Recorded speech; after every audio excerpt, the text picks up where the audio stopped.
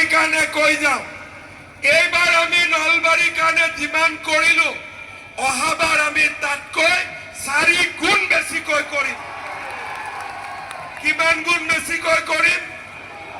কিমান গুণ বেছিকৈ কৰিম? আৰু এইবাৰ আমি অসমৰ কাৰণে যিমান কৰিলো অহাবাৰ আমি 4 গুণ বেছিকৈ কাম কৰিম। আপোনালোকৰ মাত্ৰ আশীৰ্বাদ লাগে।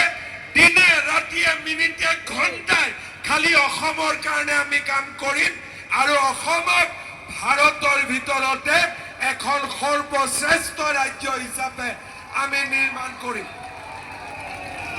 নলবাৰীত বিজেপি জিকিব নে নাই? জয়ন্ত মল্ল জিকিব নে নাই? নলবাৰীত বিজেপি জিকিব নে নাই? জয়ন্ত মল্ল বৰুৱা জিকিব নে নাই? পাক্কা জিকিব। কংগ্ৰেছ সাপ হৈ যাব। কংগ্ৰেছে ভোট পাব নেকি ভুলতে? কংগ্ৰেছে ভোট ভুলতে পাব নেকি?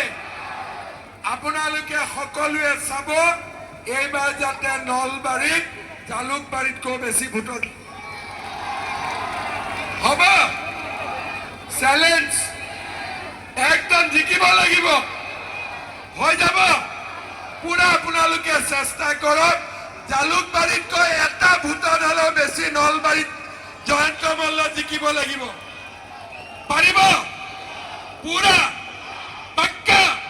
তেতিয়াহ'লে মোৰ লগত আকৌ এবাৰ ক'ব, গগন বেদী ক'ব, ভাৰত মাতা কে, ভাৰত মাতা কে।